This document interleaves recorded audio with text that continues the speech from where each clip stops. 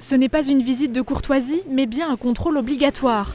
Ces personnes font partie d'une commission de sécurité d'arrondissement.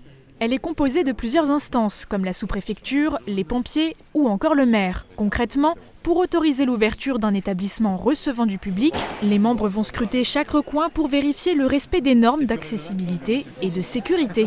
Nous allons regarder si, d'une manière générale, la sécurité des personnes est assurée en cas d'incendie. On va essayer de voir si, en cas de mouvement de panique ou en cas d'évacuation rapide, tout est mis en œuvre pour que cette évacuation se passe bien et que les services de secours puissent intervenir de manière optimale. Il faut donc analyser la fermeture des portes coupe-feu pour éviter la propagation d'un incendie, tester le désenfumage et tout ce qui a trait à l'évacuation du public, comme la distance entre les rayons. Mais c'est aussi prêter attention à la mise en place de plans d'évacuation, de robinets d'incendie armés ou encore d'un éclairage de sécurité. Sous coupure électrique, on va tester l'ouverture de la porte sur une énergie intrinsèque, l'éclairage de sécurité et le fonctionnement de l'alarme.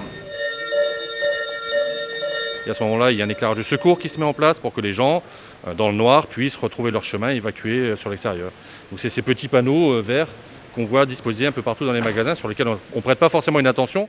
Il y a ce qui est visible et ce qui ne l'est pas. Ces infimes détails qui peuvent avoir en cas d'incendie une très grande importance. Le détail, ça va être le bon fonctionnement du déclencheur autonome, par exemple, qu'on a testé et on a vu que la porte coupe-feu n'était pas fermée automatiquement parce qu'il y avait juste un petit gravillon au sol.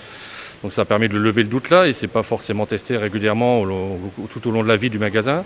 Une partie des contrôles a été effectuée en amont, lors de la phase de construction. Mais cette inspection reste décisive pour l'ouverture du magasin. Une fois la visite terminée, c'est le moment du débriefing pour prendre une décision. Ici, l'avis est favorable. À l'année, cette commission de sécurité d'arrondissement inspecte une 50aine d'établissements.